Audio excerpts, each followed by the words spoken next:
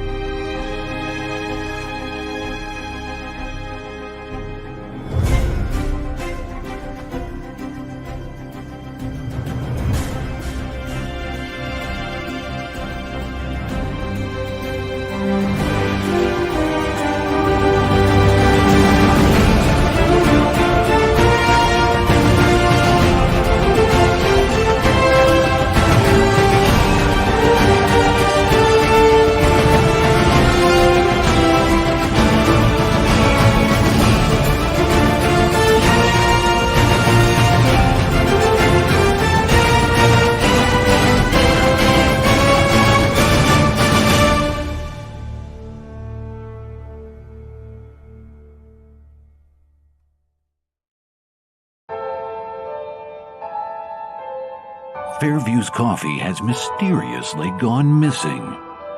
Mayhem ensues when strange, coffee-craving zombies plague the city.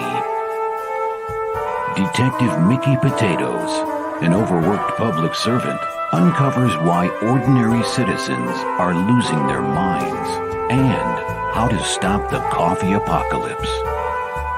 But it involves the mafia. And when you're dealing with mafia crime families, nothing is ever easy. The mafia controls everything in the city, including the police, including him. If he breaks the mafia, they will break him. So, the city is without coffee. The city is burning before his very eyes, but he's powerless. Detective Potatoes has the power to stop the coffee apocalypse, but if he does, he could lose everything.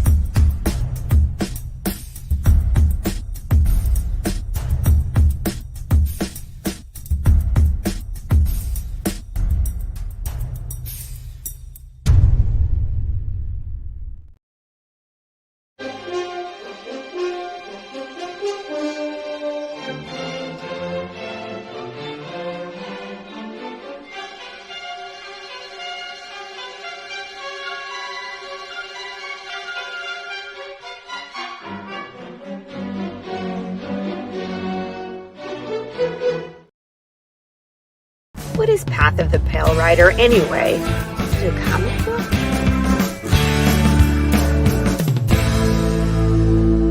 No, that's not it.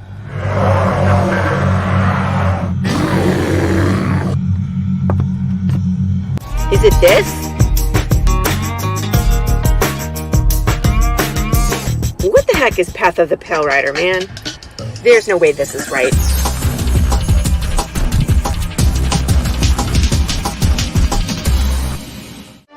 How about this? I have no idea. We can rob a bank. Oh, it's this.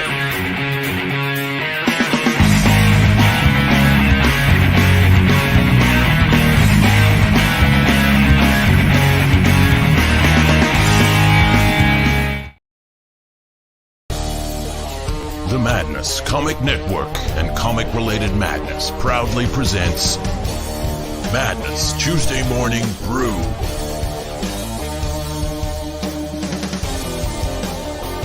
Tune in to our content on Comic Talk with Pops Van Zant on YouTube.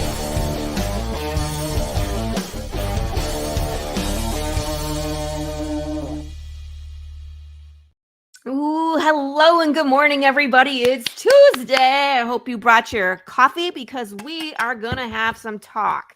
Some coffee talk. Yeah. If you don't know me, I'm Laurie Calcaterra. I am your girl with the guns. I'm your sister with the swords. I am your hostess today and all days on Tuesday in the Morning Brew. And I'm the writer-creator of Path of the Pale Rider. You should check us out if you haven't. We have quite a good thing going on right now with the series. We're working on issue number 3, getting new pages every week from Mr. Marco DeFillo. I'm in full-on production mode. We made hot sauce. I made a secret thing for the hot sauce people, so I'm excited about that. I'm making stickers. The secret reward is almost done. For those of you who didn't know, the secret reward is a functioning disc like the one that I have. I'm making one for an actual backer. It's going to be so freaking cool. He's local, so I'm just going to like walk it over to his house and make him put it on and take his picture and show it off because it's so cool. I have all sorts of things going on that I'm working on, and next week is the Slice and Dice. So if you make sure you mark your calendars at this time next week, so that's May 30th, 11 a.m. Eastern Standard Time, we're going to have a panel show. I'm going to dress up as Pikachu, and I'm going to slice the heck out of some watermelon because it's hilarious. There is a poll going on in Path of the Pale Rider group right now where you can name the watermelon. Name the ill-fated watermelon. Right now, the name of King Joffrey Baratheon is the name of the watermelon, and it is going to die. So I left it open. You can put in whatever name you would like, and then people can vote for it. Obviously, the one with the most votes is the one that gets the Sharpie written on it. If it's King Joffrey Baratheon, we might find him a crown and then destroy him. I don't know. We'll see. We'll see what how I am so moved on Tuesday next week. But I'm looking forward to it. It's going to be fun. My kids are going to be out of school, so they'll be running around in the background doing nonsense, of course, because that's what they do. So today, I'm very excited to have a special guest. I'm so glad I was able to maneuver him onto the show today because he has a Kickstarter that's running for only 9 days. Whew. And it's about Goth Day. So my special guest today is Tom Hutchinson from Big Dog Inc. Here he is. Yay! Good morning. Hello. Thank you for being on the show. Of course. Thanks for having me. Absolutely. So there is an official Goth Day, right? Correct. It was yesterday. It was yesterday. Okay. Yes. Hence why you launched yesterday. Right. Like, May 20th. Yeah, it's a weird launching on a Monday. I don't think we've ever done it before. But yeah, May 22nd is officially real. I don't know, real, whatever these real holidays are. Like Batman Day is like a real thing, right? So Goth Day is a real thing. May 22nd, it is World Goth Day. Yeah. So we have been doing Goth Day for a few years. And just since it moves on the calendar, we just have moved with it as far as our launches. So it moves? They don't have the same day every year. Well, because like Christmas, right, is never on Wednesday. It's just wherever the 25th is on the calendar. Okay. So it's always May 22nd. Right. But again, who knows what day of the week that's right. And it'll just move as the calendar moves. So it's not like sometimes the holidays are like the first Thursday of the month or whatever. Right. But in this case, it's the 22nd. So when we first started doing Goth Day, the 22nd was a Friday. And we actually celebrated over the entire weekend. And then when we brought the book back as an actual book and not just some covers, then the 22nd was a Saturday, which is when we normally launch our projects. So it was like, well, this worked out well. And then it shifted to a Sunday, and I was like, well, that's fine. It's still the weekend. And then it didn't even occur to me until now. I'm like, we're launching on a Monday afternoon. Like, what are we doing? Is this even going to work? Right. So, but you run with what it is, and the result is the result. But so far, next year it'll be a Tuesday. It's a Tuesday. Yeah. Wow. Which is getting strange. I was like, I don't think I've ever launched on a Tuesday, but stick to with what works. And if it's Goth Day, then it's Goth Day. And I mean, like the title of the comic is literally Goth Day. How could you not launch it on World Goth Day? That's right. That's right. That just makes sense. So, I mean, what kind of celebrations do they have on Goth Day besides the obvious dress up goth? I don't know, to be perfectly honest. I haven't gone down the full complete Goth Day rabbit hole to find out if there's the thing with Goth Day though, and with the goth, I guess, culture is they're not exactly a celebratory bunch. Anyway, as it is, right? Right. So I'm not expecting like Goth Festival, like Ren Fair or anything like to pop up some, like, I don't think that's happening. So I'm sure that most of the celebrations are quiet, dark, candlelit, and immediate circles of goth aficionados. Have you seen those? There's TikToks where it's like these two guys that are goth and they go to like different places and they just like stare at people and make them uncomfortable. Yes. It's really funny. Like two goths at the beach. It's really funny. Yeah, like, goths doing non-goth stuff. Yeah, doing non-goth stuff, and it's hilarious. Just sitting in the canoe trying to figure out how to fish. Like, it's really good. It's really good. It's like someone threw a beach ball at one, he just pops it. Right. Stares at him. That's right. Like, okay. Yeah. But it's funny. That's why I was like, is there like a Ren Fest for goths, or like do they get like a restaurant and they just take over like a bar or coffee shop? I don't know. I mean, I feel like these are all reasonable questions. We need to know if there's anyone in the goth community that can let us know. We can set something up a little more elaborate next year. I was like, maybe I need to do more research. Yeah. So, Tom, you are the writer of this series and of multiple series, correct? Yeah. How many titles you got going on right now? I think the count as of last year was 13 different titles, with a 14th coming this year, or sorry, not this year, next year, coming next year. And then we've had, of course, various spin-offs from series, like we have Penny for Your Soul that spun off Joan of Arc and so on. But as far as like actual sort of, universal titles, I think we have 13 different ones now. Yeah. Are you writing all of them yourself? Yeah. The only thing I don't write is I don't write Scheherazade, or I should say I don't script it. I help with the writing, but I don't script it. My editor, Carrie Castor, actually scripts the book when we do that book. But I talk with her about like, okay, this is where we want the story to go. And then she kind of runs with it from there. And then she also helps co-write with me Kaiju Epic. So Kaiju Epic is a 40-page book where we do two stories in the same issue, so that as the monsters are destroying the world, we get the sense that it's happening in different places around the world at the same time. So she wrote one half of the book and I wrote the other half of the book. So she and I have worked together. But the rest of the books are me. I've had some fill-in writers from time to time. I've, Pat Shand has come over and written for me, some miniseries stuff. So we've had some other guys come in, but for the most part, 95% of Big Dog Ink is what I write. Yeah. So how do you keep, well, let me see. do you, when you're writing a script, are you, because like me, when I'm writing, I'm writing like the whole arc, and then I break it down into smaller issues. So that way, like, I'm really far ahead in Path of the Pale Rider. I'm not actively writing anything that we're producing because I'm on issue like 26, where I kind of like I had writer's block and stopped during I was writing a fight, which is weird because I'm usually really good at fights. But so is that what you do as well, where it's like you're writing the arc and it's like, okay, we have 13 issues to kind of get through, or are you actively writing the next issue as they're producing the one before? Like, how do you handle all that? It's a little of both. I mean, like for the most part, I have an idea of at least what the arc is. We generally write in like 5-issue arcs for the most part, because that turns into a nice trade paperback when you're done. Yeah. So what I try and do is at least understand what this arc has to do. I know where it has to start. I know where it has to end. I know a couple of key points that I need to drop into for the world building and everything. Right. And so I have the idea of the arc A, B, C.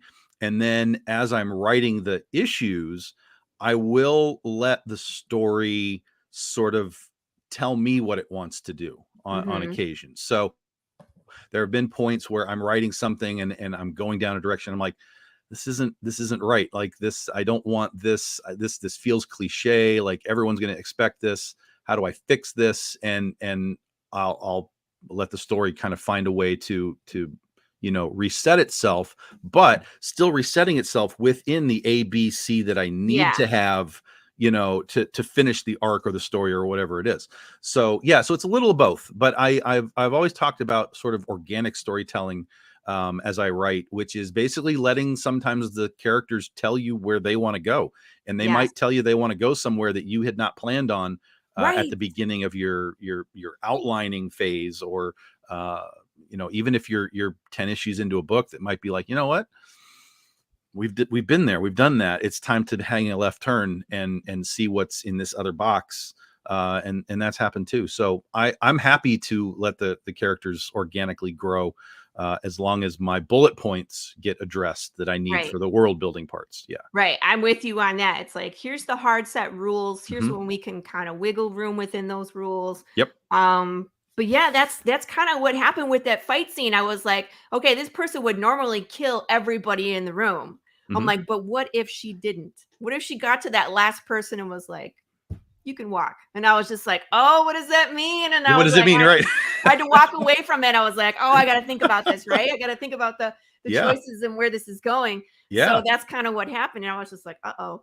But again, that's like way down the line. So yeah, but to me, that's the best writing, right? If you, the writer, can surprise yourself, then that means you're going to surprise your audience. And that to me is fantastic. That's you're in 100% the right spot.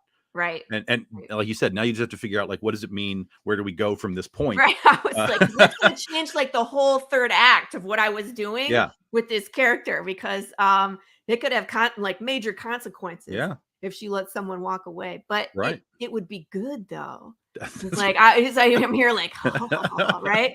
And I'm like planning what are the consequences of what happens for her letting someone walk away. That's right. But how long have you been writing comics? And did you always write comics, or were you writing something else before that? No. Listen, I'm a D student in English. I don't know how I'm writing comics. Like, I don't know how I went from D's in English to writing for a living. I can't explain it. Other than just my love of comics. But I've been writing I've been doing comics professionally as my job for 13 years. This is year 13 for us. So lucky number 13. Yeah. So prior to that, I had to figure out what writing comics was. And so that took me a few years just to kind of understand, what is a script? What does it look like? How does it, how does any of this work? So I've been writing probably, I don't know, 15, 16 years, including the figure it out period. Which even when I was being published, I was still figuring it out. I mean, like, honestly, I go back to my early books and I'm like, oh my God, how do I fix this? 13 years later, like, I need to go through a George Lucas phase and be like, no, fix all of this. This is terrible. Yeah. So, and we got to do that a little bit with some of our stuff. Like we just put Penny for Your Soul back in print for the first time in like 6 years. It's been out of print, and I was like, Wow. well, I'm gonna fix it because this is horribly edited. I didn't even have an editor when I released Penny for Your Soul. My editor was myself and my wife. So we just kind of sat down and like went through the script and we're like, yeah, it looks fine. Okay, you know, we made it. And now I look at the book, because I have the printings of the old book, and I'm like looking through it because I knew we were going to put it back in print. And I'm like looking through it, like, okay, let me see what I could change. And I'm like, oh, this is a whitewash. Like we're cleaning this up like so much. So I'm really excited to have the new Penny for Your Soul like put in people's hands, because like the story's the same, right? But the reading experience is going to be so different because my voice in comics and the way that I presented characters and stories and situations, like it's so drastically different from what I did 13 years ago. Right. And I understand dialogue more, and I understand more. It's just the more word. And so I got to go and just clean up all 7 issues of this thing and to me make it a better book. And now the real test comes when the people that get it, because I've told them, like, you could just go like page by page and, you know, see what's different, you know. Challenge accepted. I want to do that. Sometimes there's a lot different. Sometimes it's just a couple of things, you know. Right. But yeah, so we've had that opportunity. I did that with Penny for Your Soul. I did that with Critter. When Critter had her 10-year anniversary, we kind of spruced up her original miniseries and so on. But yeah, I mean, as a writer, it's like, and I think it's the same as with an artist. Like an artist will look back, like Todd McFarlane does not exist now, and look back at what he did with Infinity Inc. and go, man, I was good. Like, no one thinks that, Todd. And I know Todd doesn't think that either. So we all grow. I mean, and that's artistic growth, and you need to have that. And you shouldn't be ashamed of where you started, because that's how you got to where you are. Exactly. But yeah, if you do have the George Lucas opportunity, clean it up a little bit. Yeah, I think we should wait some time though. It's like, I think that's the pillar. Don't do it every year, people. No. Like for me, we waited 10 years before we did our first sort of imagine reset. We're gonna redo it again. So a decade is a long time. We're gonna redo it but again. don't be like, oh, last year's issue was bad. No. Just keep going. You're not even close to knowing what's wrong with what you did at the beginning yet. Put a decade in, and then you'll figure it out. I had like a what do you call it? Like a quote page in the front. You know, like you always get to a book and it has like a quote with something that's pertinent to what's going to happen in the issue or in the series, etc. And we were talking about our concept of our book, and it's like we wanted people to understand from page 1 how our zombies work, because they're different. So that's how we took out the quote page, because the quote was great and it's flowery and talking about like damnation and blah blah blah blah. But now we put in like a journal page from our character, talking about the day that Death went missing and how fundamentally different everything is. And I think that in and of itself, like an issue 1, page 1, where people are like, okay, people are undead, but they're still conscious of themselves. They're not flesh-eating zombies.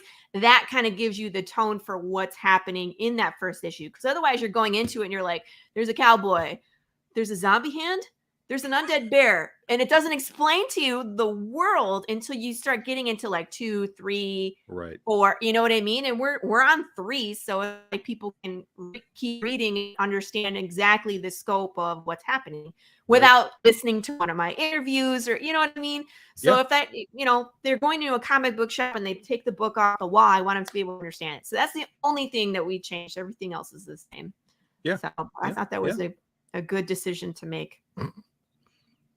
I agree. I was putting quotes on the back of my Critter books for a while. I don't know where that came from, but for a while I was just putting like weird relevant quotes, but like literary quotes, you know, from like Mark Twain and all kinds of stuff that like related to whatever the heck was going on. I'm like, I don't know where that came from, but this seems really fun to do. So I just kept doing it for a while.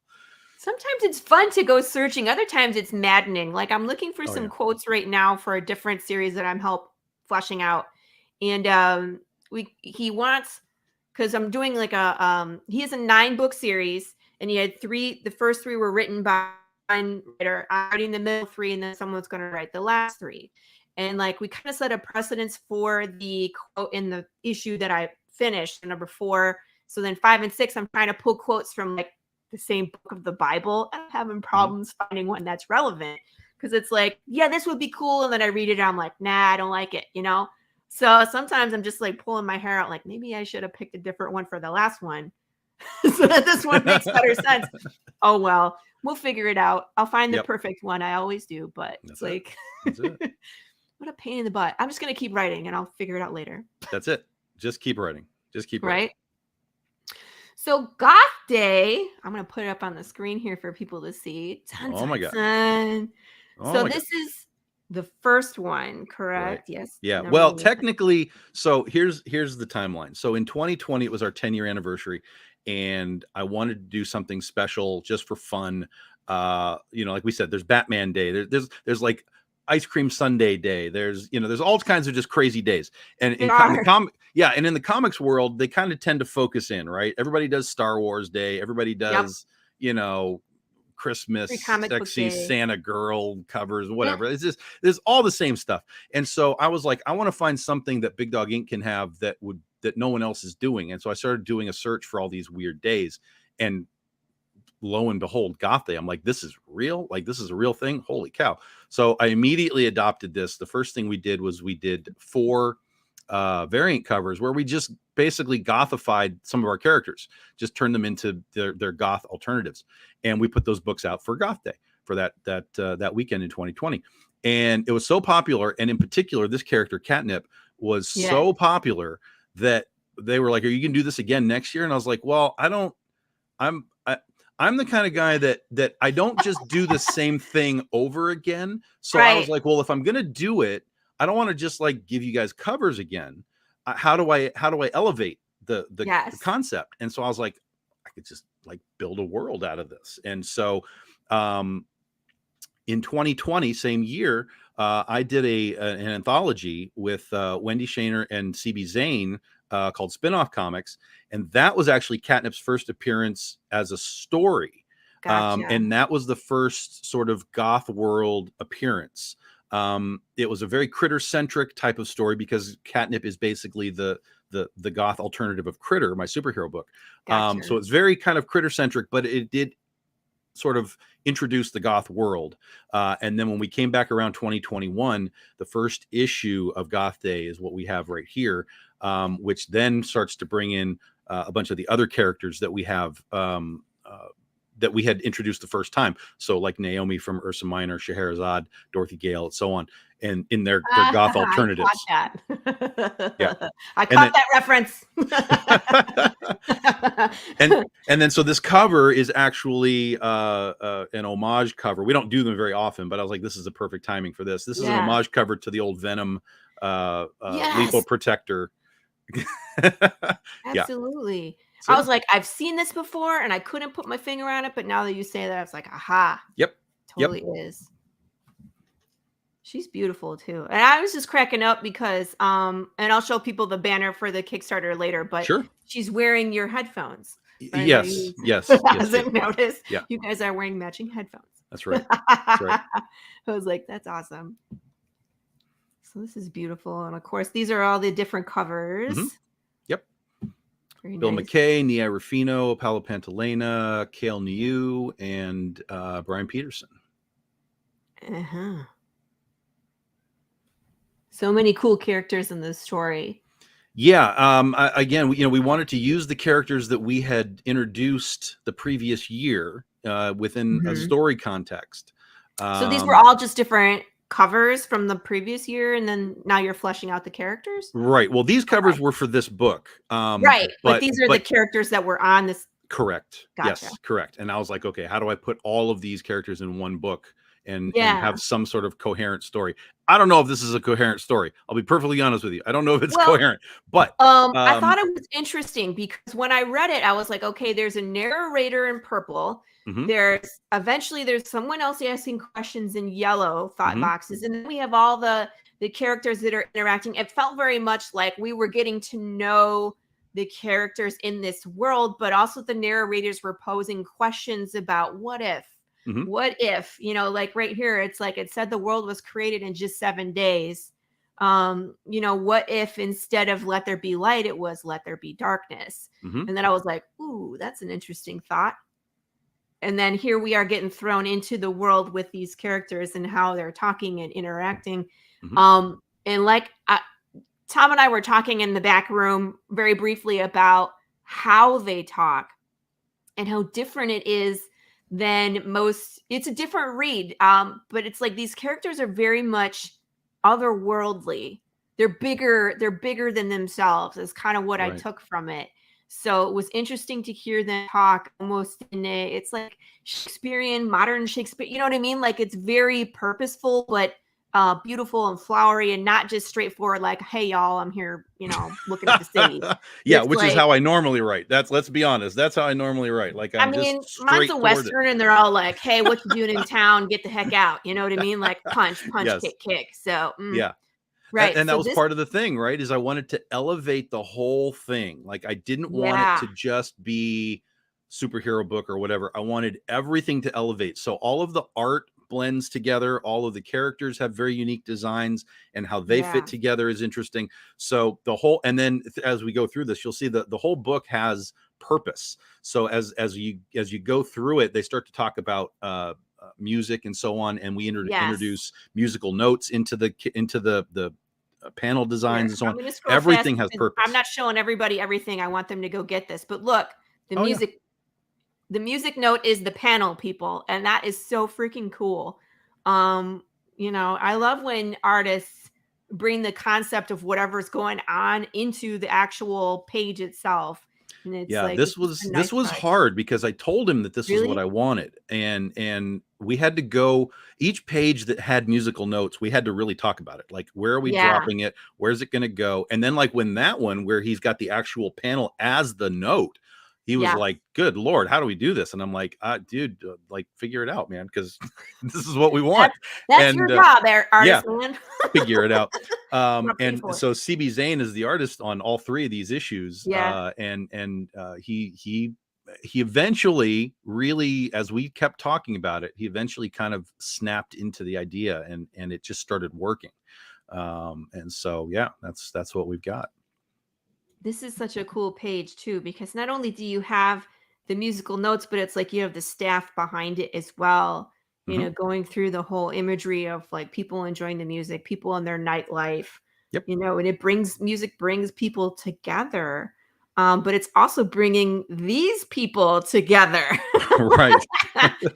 I was like, ooh, it all ties together. I like it. Yeah, You well, I know? hope so. I hope so, because that's like I said, everything blends together. Even at the Yeah. beginning, if you looked at Scheherazade, she had the Yes. blue curtains as she was opening the door, and then as we scroll through the pages, the blue curtains become Catnip's, blue capes. So there's Right. this blending of the Right story here. Yeah. in all, as much as I can hopefully do it, Right. because this And was very new to me, but it worked really well. I love how there's this little, description along with, so this is who this is, one of the so named city gods, in a blend of leather, music, anime, and eyeliner, which is hilarious, by the way. Mhm. But it's just like a little description of who that person is, so we get it, before we keep going and we hear them talk. So it's Yep. interesting. Yep, and those were fun to do. And that's continued into issue 2 and into issue 3 as well. That was Cool. I enjoyed doing that. So yeah, so when we see Naomi later on, she's got her little description as well. Mm-hmm. They all have them, because basically what they're there for the BDI fans who know who they are. They're getting the sort of the new iteration of like, okay, who's Naomi? She's what she is, but they know her from Ursa Minor, which is a completely different character. But with somebody just reading Goth Day for the first time, like if this is their first introduction to Big Yeah. Dog Inc., then they're just getting a quick like, oh, okay, I understand who this character is, and let's keep going with the story. Yeah, that's really cool. I love her, by the way. I was like, I don't know which one I want to cosplay as. Well, they all look so cool. What the interesting part about Naomi is that she was designed, this goth version of Naomi was designed by Nia Rufino, and Okay. Nia asked me, because Nia used to be in the goth world and the cyberpunk, and she used to do all that stuff, And so I was like, oh, do you want to design one of these? And she was like, yeah. So I was like, so design Naomi. So she did that. So when she did the original cover, she's got this big ring on, and there was no real design purpose. It was just there. So when I got here, I was like, well, that's part of who this character is. And so the description of Naomi is actually really the description of Nei.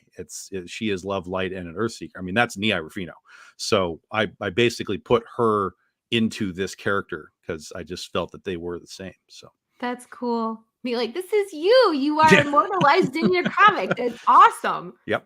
I keep asking Marco to put me in my comic, and then I want to be like killed off immediately because I think that would be hilarious. Be like, oh look, she's dead. Yeah. So here they are talking. People, if you want to see this, go get the comic. Here's Dorothy Gale, just so funny. I was like, you did not. And some of the things that she says is just so funny. Yeah, she's a character for sure. And she works at a diner. It's called the Home Away from Home diner, so there's all kinds of little puns and stuff like that throughout the book, but I think it all works for the most part. And then here's Scarlet. This I'm just going to tell everybody right now, this coin means something. I was going to say, this is a very specific drawing of this coin, like right in your face. So obviously the coin, the coin originally, I mean, as the story goes, you'll understand what the coin means. But in the larger Big Dog Ink sense, that coin has another meaning, and that people will discover as they get into more Big Dog Ink books. I love this panel with the coin rolling, and then I can hear this. You know what I mean? There's certain images where you're like, I can totally hear this in my head. This is one of them for sure. It's like. Yeah, it came out great. I mean, this is CB, man. CB is so great, and I love to work with him. We've been working together for almost the entire existence of BDI, one way or another, whether it's covers or whatever. And the opportunity to work with him on this has just been nothing short of epic. Awesome. It's just so funny. It's not real. It's real. Scarlet, musician, runaway, cliche. And I was like, okay. I was like, this is what I picture as Goth, like her fingernails, her outfit, her hair, being tied. I think, isn't Goth more tied into like punk rock movement, like kind of evolved? Yeah, it's related to music. Yeah, it's a lot of things and it's nothing at the same time. Like even when I was talking to Nei about Goth stuff, like the Naomi and all the white, like she like I said, Nei knows this stuff, and she was like, can I do like a white Goth? And I was like, isn't that called like bubblegum Goth? And she was like, no, that's something else. I'm like, god damn, there's like a lot of variation within the Goth concept, but it's Goth punk rave kind of, it can all blend together in a lot of ways. And a lot of people, when they think Goth, it's just straight up like the craft, right? It's like black lipstick and things like that. And that is definitely part of it. And I think that's probably the core of it. But then it sort of, it can become sort of personalized, from that core into, like the white Goth, the bubblegum Goth, the whatever else you want it to be. So, and then eventually went to like emo. I want to study this. I want to do like a history, like where it started, where it came from. Yeah. You know what I mean? Like influences that made things change. That's interesting to me. Yeah. And I think like the heavy Goth, like I'm sure you watch Portlandia. No. You've never watched Portlandia? Okay. No. It's so weird. But Fred Armisen and I can never remember the girl's name. There's a Goth sketch where they're Goths in Portland, basically. And that's sort of what everybody understands as Goth. Like that's the heavy, real Goth. Super long dresses, red, black, big hats, and lace and stuff. Like that's the super Goth stuff. And then it sort of leaks into like rave and emo and like we said, bubblegum Goth is colorful Goth. So it's anything that you want it to be, really. It's sort of just like a nonconformist concept. And so it can become whatever you want it to become. Where is that line? No, we didn't get there yet.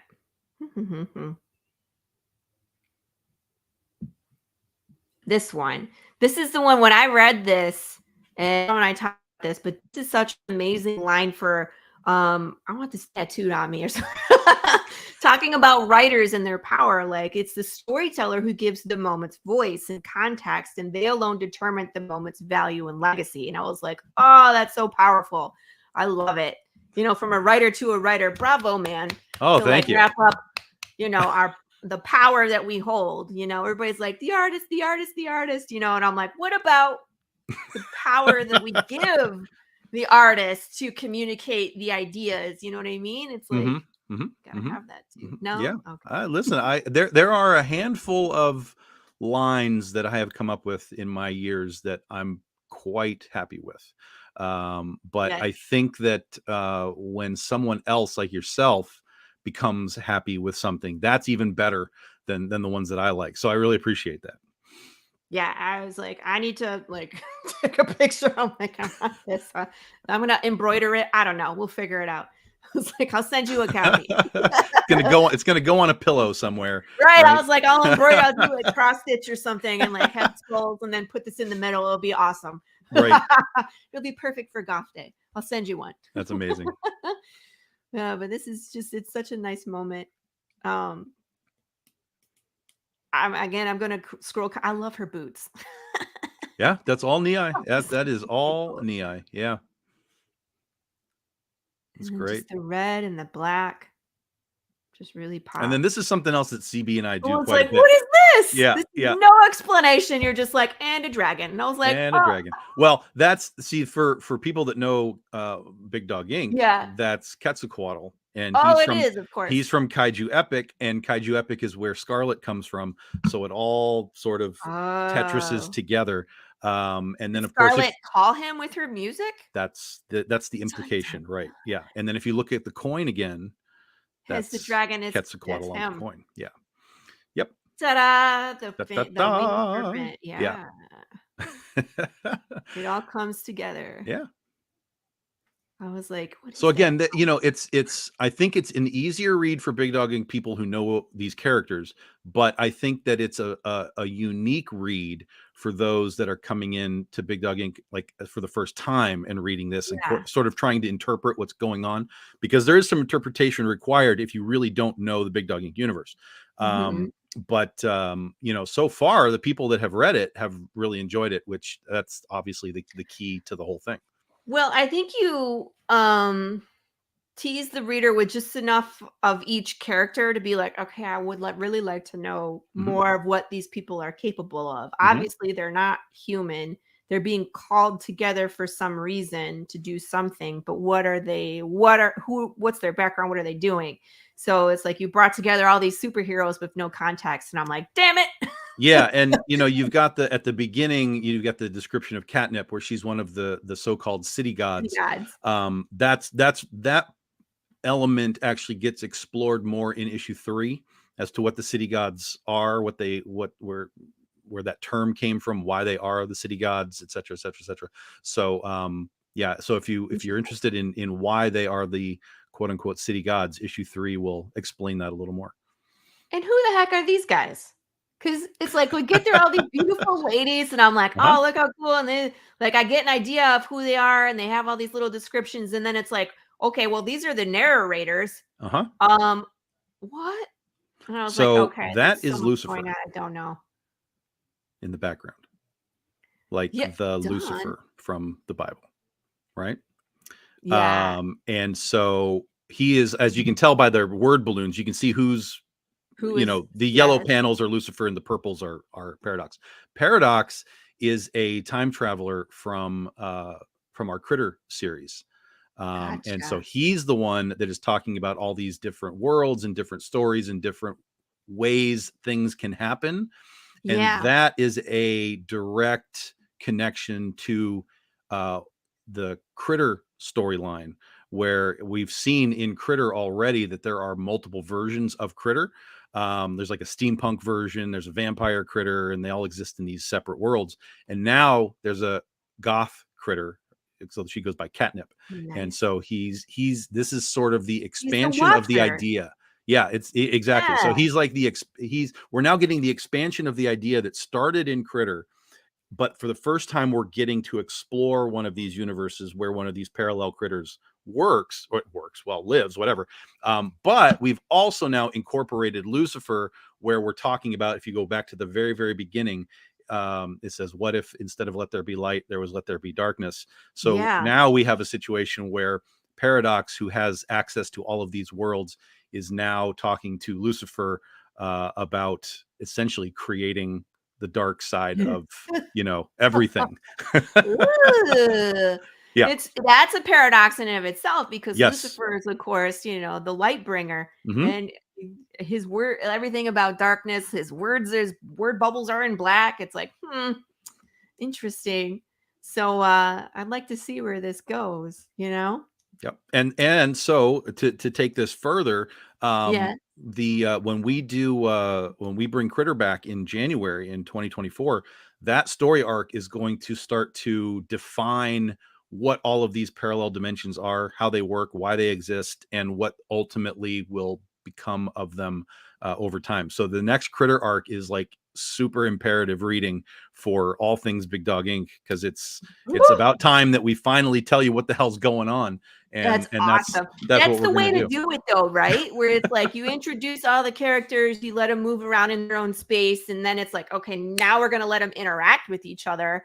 And you're not gonna, it's either really gonna be a lot of fun, or oh my god, you're gonna hate me because of what happens. So it's going to be interesting, because I've always known, like we talked about with writing, right? I've always known we're going to reach this point.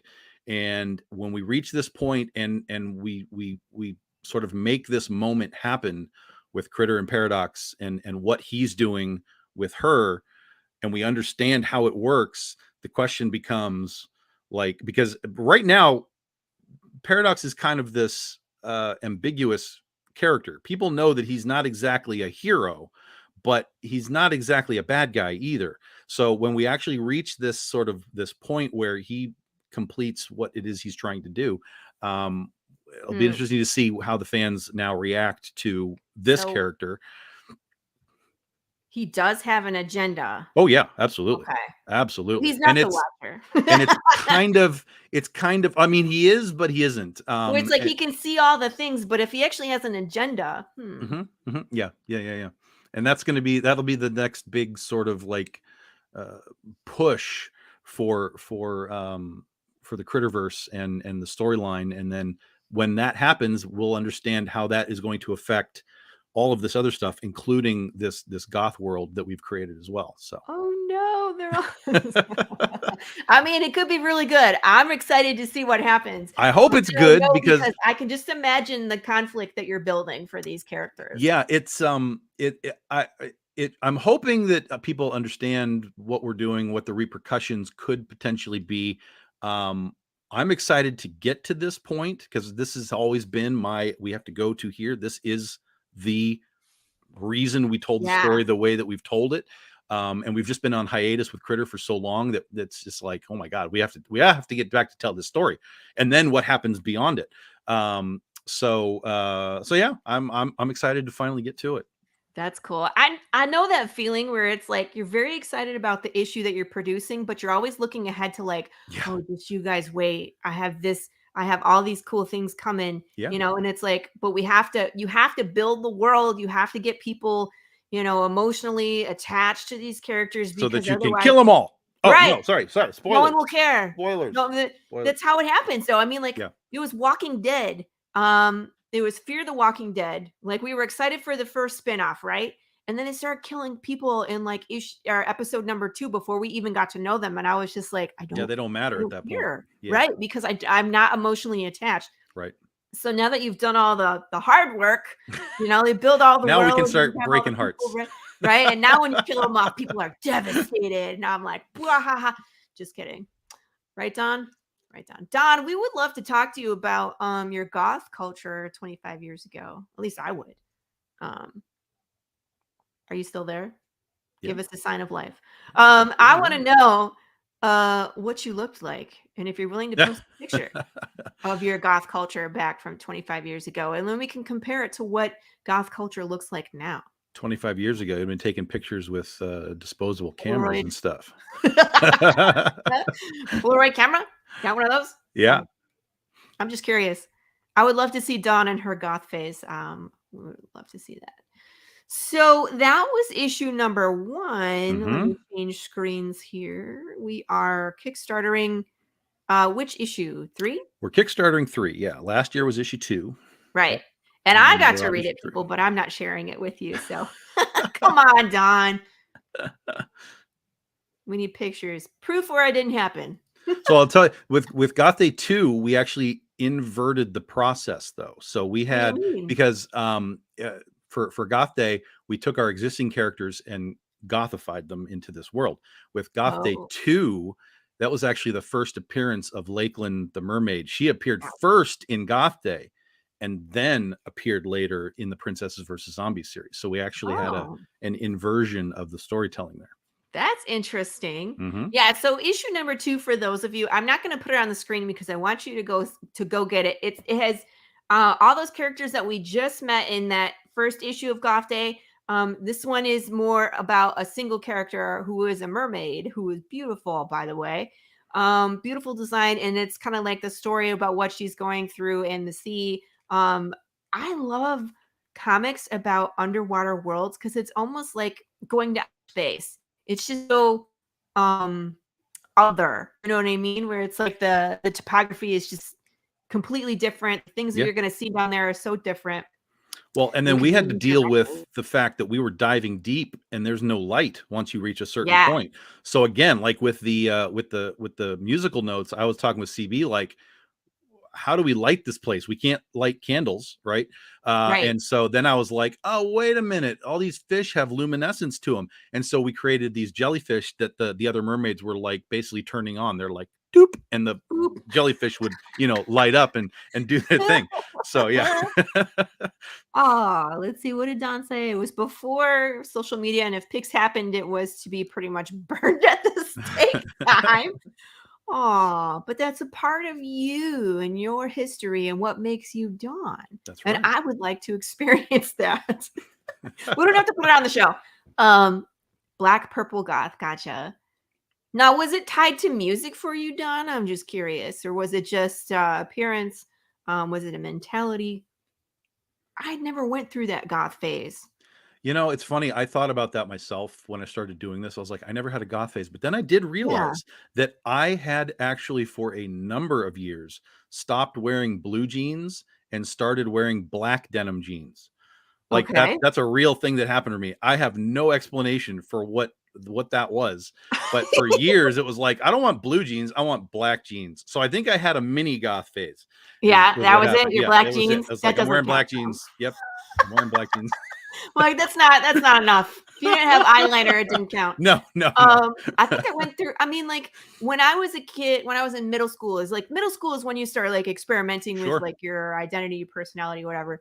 And grunge was a big thing for us. So we all had like the flannels tied around the waist, which would fall off 17,000 times a day. I think in the 80s we were tight rolling our jeans. Yep. That's about as crazy as I got. I was pretty all my nerdiness is inside. That's right. For external was internal.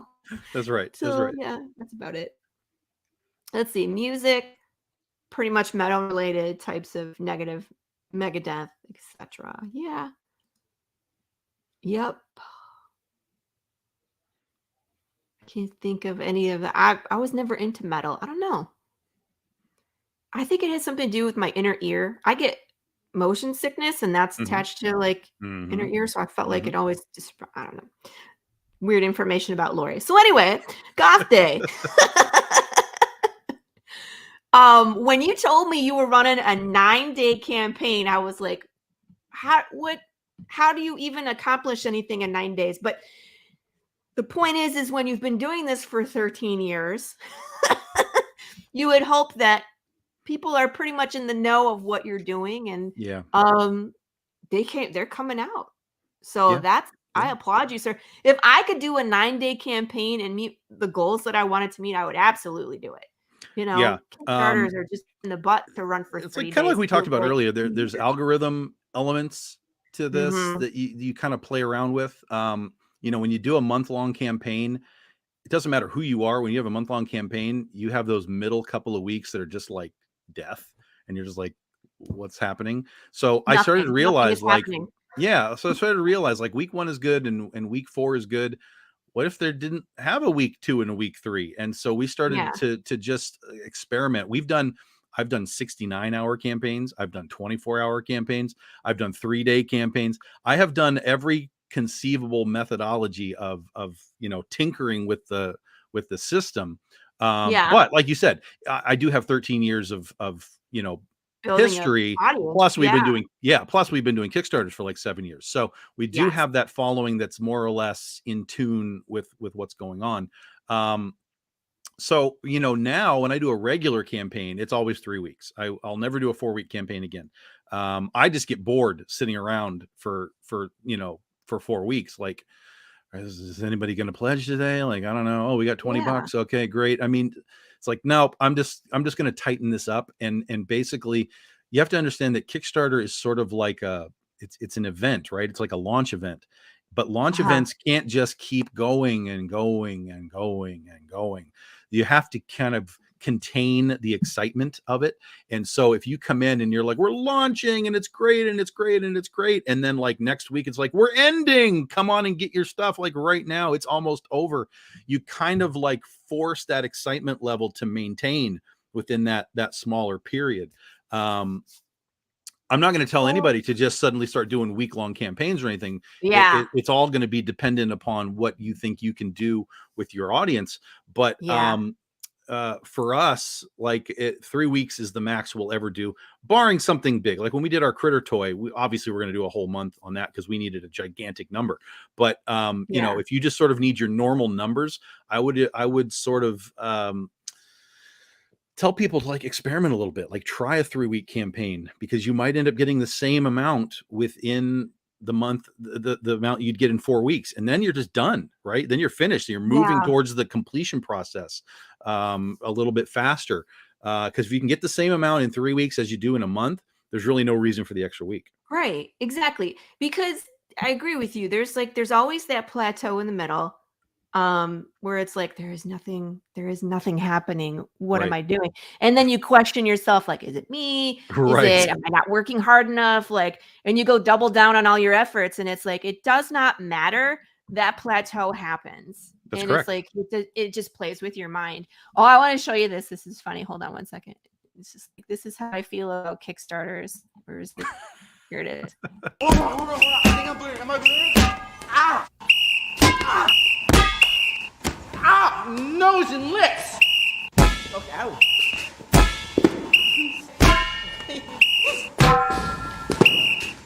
Ah! No, can I... Ow! Ow! Ow! Ow! Wait! Ow! Ow! Ow! Ow! Please, Mr. Oh! Oh yeah, absolutely. 100%. Yeah. I have a total of 6 messages already in my account or whatever. Only one of them is actually a question about the thing. Everything else is, hey, I noticed you didn't get as much as you expected. I'm like, I funded in 15 minutes and have 155 backers in 24 hours. How am I not doing this right? Well, you know, like you don't even look. It's not anything. It's copy paste. You know, it's nonsense. It's nonsense. Don't even engage with those folks. No, I did once because I was plateaued and I was bored. Yeah. And I was like putting memes, you know, and they were like, check your DMs. And I was like, no fivers, only backers, blah, you know, and just mess with them. But did it do anything except for entertain me? No. So yeah, it was just so funny. It was just like, this is what it's like. And then you start over. But 9 days would be great. If I would love to put myself where you are in 13 years and just be able to be like, okay, you got 9 days, go get your stuff, people, and then we're moving on, you know. Because it's like at your point where you're managing like 13 different titles and writing and a whole list of artists that you have to have relationships with, it's hard to wear that many hats. And it's like 9 days and done, people. We got shit to do. Yeah, So that's part of it, right? Like the mhm, shorter your campaign, the more you can do, because you're not mhm. just sitting around waiting for 2 extra weeks. That's 2 weeks that you can just be working on your surveys. You can get your printing going. You can get your shipping. I mean, it's just move quicker. Right. Don't be afraid to experiment with different methodologies on whatever crowdfunding you use. But I don't know. It's scary. It's scary as like a newer creator like myself. Like I'm doing this for like a year, right? I think I'm doing pretty good. But still, it's like, do I have enough time? Like, what if it had run for 30 days? Would I've gotten $200 more? I don't know. You Well, know? sure. I mean, there's always the idea, and I've had this discussion with other folks too. It's like, well, I do 4 weeks because I need every dollar that we get. And I'm like, I get that 100%. But Right. the question becomes, if you do 10,000 in a month, can you do 10,000 in 3 weeks? Right. And I And you would bet that the can. answer is probably yes. Yeah. Yeah. Yeah, I don't know. It's interesting. I'll probably play around at some point when I get the I get the liquid courage. I don't know when I'll push the button. It's one of those like you do the launch party. I'm like, I'm gonna have a few drinks before I push the button and go. You know, Yeah. Yeah. hopefully it goes. Yeah, I mean, So historically, the last 2, we've done almost the same amount of money in 2 weeks, or in 9 days. We do about wow. $15,000 in 9 days for these last 2 books. So, there's a precedent. We'll see if we can match it, do better, do worse, whatever. But yeah, I mean, we've done it twice, and the results have been about the same both times. So, Do you primarily communicate with your audience via like an email list? Like, how do people know when you're going to launch? Because when you're doing a 9-day campaign, I feel like I would be trying to do a freaking interview every single day. yeah. It's not Um, a long time. I have an email list. I Yeah. almost never use it, to be honest. It's like I use it when we launch something. Like yesterday we launched, and I'm like, here we are, Goth Day's back. And I know that that's flawed, because in my brain I'm like, I know what I'm doing, so everyone else should know what I'm doing. I mean, They y'all are do. following me, right? Like, what's the question? But that's just not the reality. So the more sort of lead time you have to sort of let people be aware of what's going on, that's going to be better. But my brain doesn't let me do that. So Okay. I do a lot of like social media stuff. Like I'm just like posting, hey, in 5 days we launched this thing, and I post a teaser or whatever. So I do a lot of that kind of stuff. Facebook and Twitter and whatever the other things are, Instagram and so on. And Social media. I'm on some live shows with some regularity. So even when I'm on those shows, they'll ask me like, so what's coming up? And I'm like, yeah, Yeah. Goth Day, that kind of stuff. But yeah, the email, I'm always, see, again, for me in my brain, is because this is the way my brain works. When I'm on someone else's mailing list and I get an email from them, I don't read it. 9 times out of 10, I won't read it, right? It's like, unless Yeah. there's something there that it's like, oh, okay, let me see what he's talking about. So I don't like sending like a ton of emails to people, because I just have this sense that nobody cares. Right. Email is like the word, it's the best because it's the most direct, but it is the worst form of communication, because there's absolutely no incentive for anyone to open your email, Right. unless you have a tagline that is like super, like, That's oh god damn, that's what I was gonna say. I think it's all about the title. Mhm. And I mean, like I do this when I do my Kickstarter updates as well. Like I try to get as much information into the title about why they want to read it, so that way they actually open it and read it. Yeah. And then I usually put the most pertinent information in bold at the top. And then Yep. I'll write a paragraph if people want to read it, great. But it's usually like too long, didn't read, Laurie. Great, Yep. where I'm just like, this is happening on this day. Right. Here's a picture. Yeah, everything that I do is based on me, and that's a flawed concept, because Well, I mean, it's accurate though, because I think that's our mentality these days is like, I don't have time for this. yeah, and that's why I just kind of I kind of let things happen, right? I don't get stressed out about like, how do I explain this?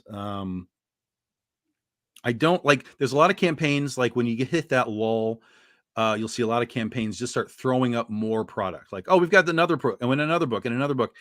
And we used to do that, but all I was really seeing was the existing buyers buying those books versus that was an attraction to get more backers, right? We weren't really getting a higher backer count because of it. It was just the key backers were spending more money. And in my brain, I'm like, why am I asking them to spend more money? The whole point is to get more people to buy it, not just to have the same people spend more money. And so I kind of started to reject that idea. And that's where part of where I was like, why do I need 4 weeks? If I'm just going to, if I don't have add-ons now in these weeks, then what are the point of these weeks? And so I shrunk it down to 3 weeks. Okay. So I just, again, it's just playing with it, experimenting with it, seeing what everybody's fan base is a little bit different. So you kind of have to understand what your fans are after, what their response is to this stuff. But I felt like I was putting all of the effort onto like the super backers or whatever, because it's like, well, if I put up another book, I know that those 50 guys are going to all buy it. But I don't want those guys to spend more money. They've already spent like $500. I would find like 20 more backers to come in and get involved in the thing. That's where I fall short on marketing, because I haven't figured out how to really attack that, like with ads and all that sort of thing. And again, it's because of me, right? You can't, I'll challenge anyone. You can't sell me anything. You cannot sell me anything. If I see what you have and I like it, I'm going to ask you about it and probably buy it. But if I see something that you have and I don't like it, it doesn't matter what you're going to tell me. That's it. So again, it's this block in my brain. It's like a triangular hat. You got to have all the sides. Right? Yeah. It's like you have to have a product that people want. You have to make sure that they can find you, right? And then you have to constantly be looking to expand your market. And if you figure out those Facebook ads and how the algorithm works on those, please, sir, please let me know, because I haven't figured them out either. No, I haven't either. I've barely even attempted it, but I also know that marketing works, right? I mean, marketing is a real thing. It has worked for decades, but it takes people that are smarter than me to do it, because they understand the audience. In my brain, I'm the audience and I don't want your ad. So, that's really hard for me to deal with ads and that kind of thing. I'd rather just post teasers and art and, that kind of stuff and have a little more fun with it. But that's not direct marketing. And so it's a different world to deal with. That's why I want to pay someone to do it. But so far I haven't, I've paid Facebook for Facebook ads. I get a lot of interaction, but no dollars behind it. So I put a Facebook ad and I had Big James on it. And of course he looks a lot like Cocaine Bear, which happened this year. Big James was last year. Right. So we were first. So everybody was like, ooh, look at this. Ooh, look at this. And I was like, I had 300, freaking likes on it, but ultimately no one came to back the book. So it's like, what is the point of this? I exist now, which is great. Maybe you'll back in the future, but it really didn't turn into increased success for the book because I didn't print any extra copies or get any new readers. So what was the point of spending the money? That's right. And I would rather spend the money on a big artist, because the big artist will bring people to your campaign. Like I literally have gotten 2 new people just because Joel Gomez did a cover. That's it. Because he posted it. Oh, excellent. Beautiful. Thank you. So he posted his cover and immediately 2 people that I don't know and have never backed my campaign. So you're better off in my brain spending $1,000 on an awesome artist who has a fan base than $1,000 on advertising, through Facebook ads or whatever. Again, unless, like you said, unless you've figured it out. But in the meantime, get a badass artist, because odds are their fan base to some degree will drop in. Yeah. And I've experienced that as well. I had William Russell draw a cover. I've had David Sanchez. They're both charter guys. And then I had Ken Salinas on the last issue. And I got so many new readers just because they're like, oh, there's a Ken Salinas cover. I want it. Oh, wait, I need the first one because I don't know what's going on. So then you're selling, catch-up tiers and PDF bundles and stuff like that to get people into the story. I agree. So that's the key though, is to get an artist that has a following though, because I always want to support those new guys too. So I usually do like 2 artists that are up and coming that don't maybe have a big fan base, but they can do interesting stuff. Right. And then the other two that are like established and have a following. So I'm trying to dip into all the things, you know. So I don't know. No, that's 100% accurate, 100% right. Mhm. And that's how you, from a budget standpoint, you can balance that out. So like if one guy costs you 1,000, but Right. one guy costs you 200, Right.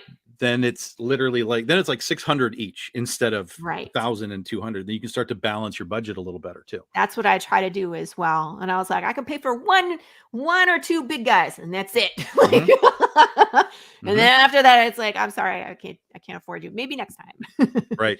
Right. Like, I'll keep you on the list because I definitely, you know, when you're interested in that artist, it's like I really want to see what you can do with my property or like my characters. And like David Sanchez did a beautiful like it was a character that nobody has seen yet. So I let him actually draw someone who is not in the story yet, but she's pivotal, right? And he just did this beautiful rendering of this woman, and half of his face is a skull. And he draws with pencil on paper. He just photorealistic, just beautiful work. And I was just blown away by the amount of detail that was in it. And I was like, I will cherish this forever. I wish I could pay for the original, but that's out of my budget. But it's so cool to see that artist with their style interpret your characters. That gives me so much joy. Absolutely. So here we are. Oh, we're already unlocking the stretch goals. Yeah. In fact, if you want to refresh that page, that is unlocked, and you can actually see that. Refresh.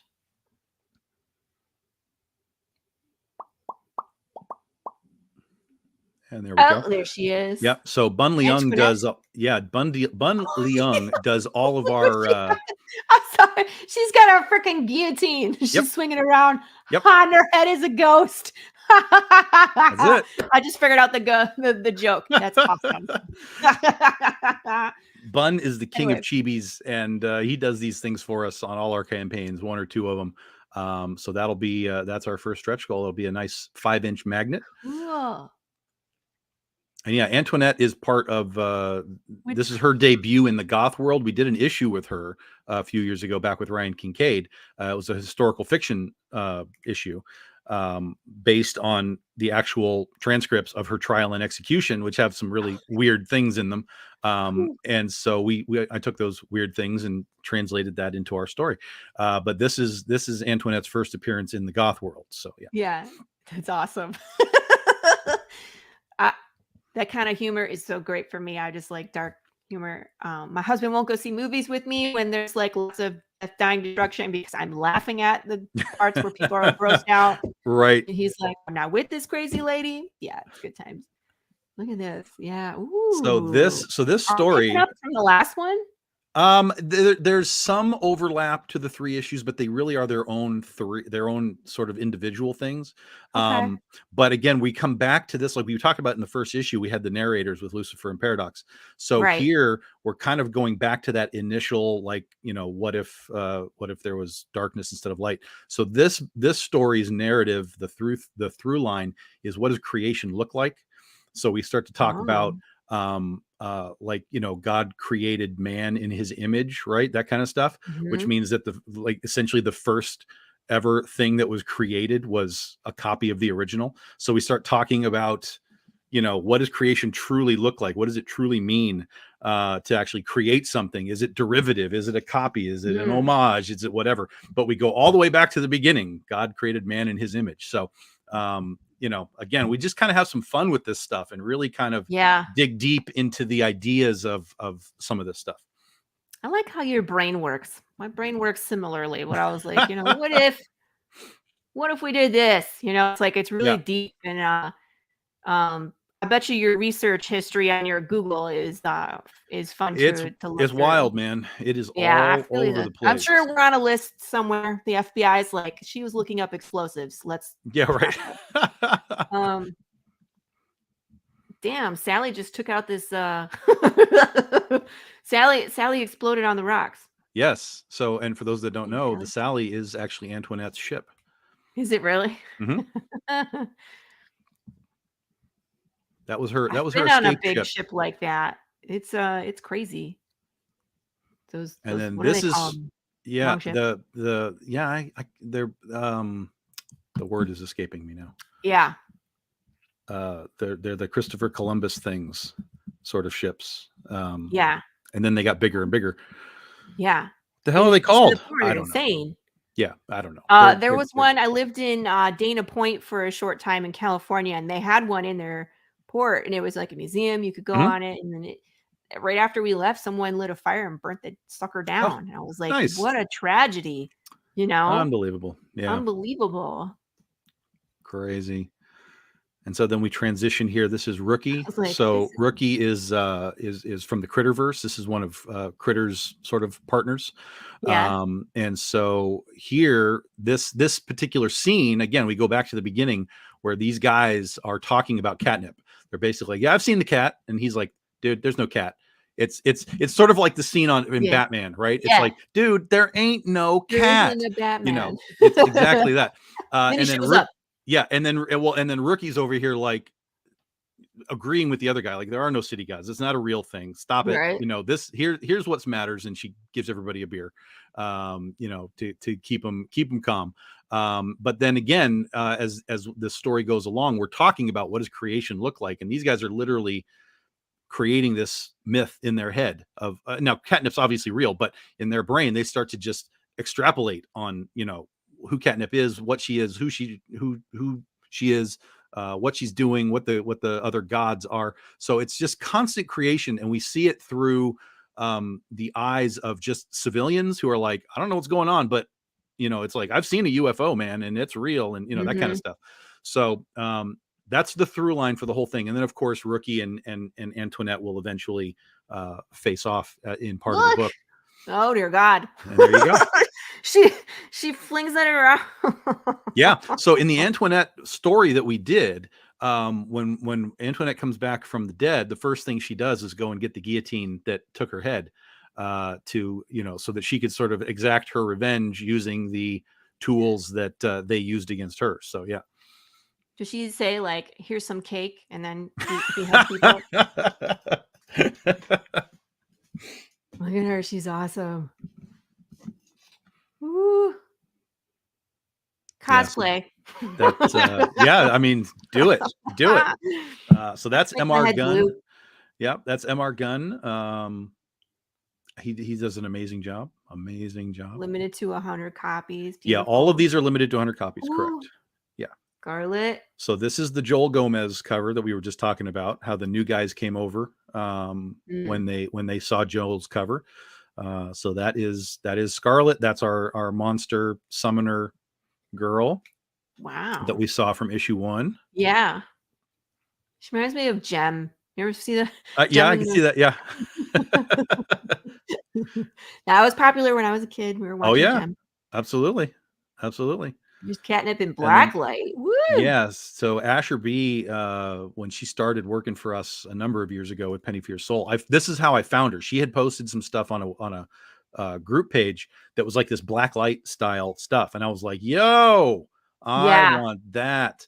And so she did a bunch so she did a bunch of rave angels in that style for us for Penny for Your Soul. Oh, cool. And then when we came back around to this, I hadn't worked with her in a while, and I was like, I want to do something kind of unique. And I was like, oh my God, I got to call Asher again. And so I got a hold of her, and she was like, yeah. And that's what we got. Here's and Lakeland. Then there is Lakeland. Yep. With her victims. So cool. Yeah. I didn't want to spoil that for nobody, but I was just like, she has some people up at the end. You do not want to mess with this mermaid. She won't eat you, but you'll definitely be dead. It's problematic. Yep. It's problematic. Don't piss her off. And then we've got Mars Fung. This is a brand new artist for us. This is her first ever cover. So I've been watching her for a long time, and I'm sorry, first ever. Yes. Cover for you guys, or no, for her. This is her first comic book cover. Yeah. I'm sorry. That's what? Yep. Look at that. It's amazing. Yeah, she's great. I've been watching her for a long time, and I was like, it's time to tap you on the shoulder, bring you up to plate, and she knocked it out of the park. Big leagues. We would like a cover. That's amazing. Yeah, great job. Fantastic job. Magdalene. And then Mary Magdalene, back for the first time since our 2020. She hasn't been in the book yet, but we brought her back for another cover because she's awesome. And Narciso Sousa has been just absolutely wrecking covers for me ever since he started last year. I got like 10 in the can I haven't even put out. Like he's like, you want another one? Yeah. Do you want another one? Yeah. Do you want another one? Yeah. I know someone else who does that. Carissa Grant, if you're listening, this is your spirit animal right here. Because she's like, hey, I have covers for issues like 12. And I was like, you're on 4. You're Right. on 4. You have covers from 5, 6, 7, 8, 9. She's like, yeah, I just did one for 12. And I was like, okay. God bless you. That's it. Yeah. And then there's the spin-off comics that we talked about. So that's the first appearance of Catnip. First story appearance of Catnip. And then it's a 60-page anthology. So there's a 20-page Catnip story. There's a 20-page Sireness story by Wendy Shaner. And then there's a 20-page Mighty Might story by CB Zane. And CB is also about to launch next month a new Mighty Might campaign. So there'll be more Mighty Might coming. But if you want Catnip's first appearance, that is it right there. So cool. It has 60 pages of goodness. That's it's amazing. gigantic. It's gigantic. Yeah. Combination. Oh, bless you. I was allergic to something. Yeah. Scrolling. Allergic to scrolling. Yeah. This is combination rewards. Yeah. So we did the Goth Day logo edition, and then we did like a black and white, what we call the noir edition. Yeah. So that'll be printed on like a matte paper, so it'll kind of have an appearance of like almost original art because it'll be black and white on matte paper, not glossy and shiny. So, yeah. So it'll look cool. And then if you are brand new to this whole thing and you just want to get the basic issues to read, there's 1, 2, and 3. There's Lakeland right there, the mermaid on the right. Easy catch up. And we have this digitally too. Yeah. So especially if you're like overseas and you don't want to pay like a ton of shipping, I understand. We have digital for the catch up and just for the single issue as well. And then here's the big combo. So this is how you get the whole thing, all of it in one shot. All 8 of the regular covers, well, all 7 regular covers, the noir edition. So that's 8. And then if you're buying this pack, we throw in a free cover, which is that bottom right. Which is the Catnip cover with her ears. Yeah. So that was part of a series that CB Zane did a couple years ago for Critter. So Power Rangers, when they did Power Rangers a number of years ago, they did these covers where they were close-ups like that. And the Rangers were all like holding their helmets in front of them. Yeah. And so I was like, let's just do an homage for that. And we did all the critters holding their ears, all their different ears in front of them like that. So we did 5 of them. And then CB did another one for this. So that's just a bonus cover. So the 155, that's the cost for all the other books. We just threw a free book into that for you. Cool. And then also all of those prices also include your shipping. So it's not like $30 plus shipping. It's just, you're paying $30 and you're done. Cool. Yeah. That's cool. All inclusive. And then all the books. Yep. All the books are holofoil. You can get holofoils for all of them. So super easy. And then there are also a few metals that are available. Oh, that's going to be mind blowing. Yeah. And this one. And that one, yeah. I mean, they're all going to be gorgeous, but this one. A couple are going to pop. Yep. Yeah. For sure. So they're all available holofoil, and then they are, we have a few metals that are available too. Which are down here. Metal covers are so freaking cool. Like I finally got my hands on one of mine with the metal cover, and I was like, oh, then you get it, right? Yeah. You don't really understand until you have one in your hands. No. And then it's like, wow. Pictures never do them justice. They never do. And I've tried showing it off on I was like, look, it's so shiny. And it's like, you can't tell. You're like, yes, but Laurie. And I'm like, oh, you have to forget it. I'm like, just trust me. They're so cool. Yep. Yeah. This one. And I love how it's like, almost embossed, like the black, the lines are. There's a depth to it. A little bit. Yeah. So it creates like a depth. Yep. Yeah. Absolutely. Ink. And then this is how you can just catch up on.